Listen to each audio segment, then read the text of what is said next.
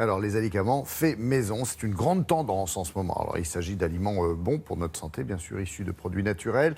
Mais à ce jour, il n'y a pas de véritable étude pouvant conforter ces bienfaits. Laurence Beauvillard, elle, a rencontré des biophysiciens qui viennent de commencer seulement, il faut le préciser, une étude sur une boisson justement probiotique très très ancienne. Ça me rappelle même ma jeunesse. Vous dire, c'est le kéfir.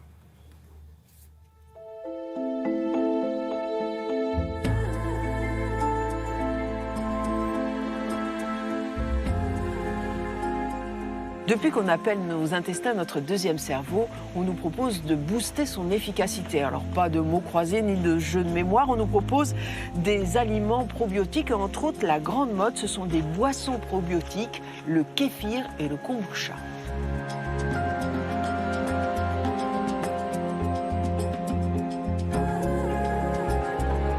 Le kéfir et le kombucha, ce sont des levures et des bactéries.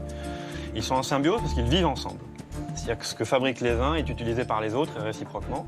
Et ce qui est particulier dans le kéfir et le kombucha, c'est que cette symbiose bactérienne et levurienne est enfermée dans quelque chose qu'on peut manipuler.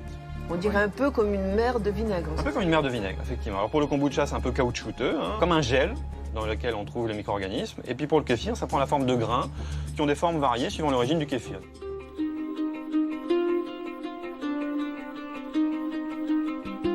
Le kéfir qu'on fait au laboratoire, c'est le kéfir minimal. Donc on met juste du citron, du sucre et de l'eau et les grains de kéfir.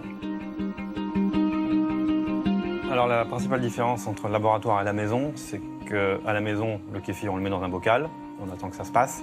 Ici, le bocal, ça s'appelle un fermenteur. Et on voit que du bocal sortent tout un tas de sondes qui permettent de mesurer tout un tas de paramètres. Et donc chaque kéfir a un profil différent. Quand on mesure ces paramètres, on voit que d'un kéfir à l'autre, on n'a pas les mêmes courbes. Est-ce que c'est bon? Ça a le goût du kéfir.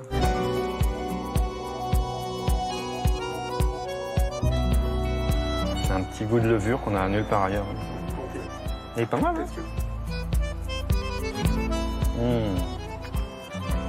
C'est pas mauvais. Pas mal celui-là. Légèrement pétillant.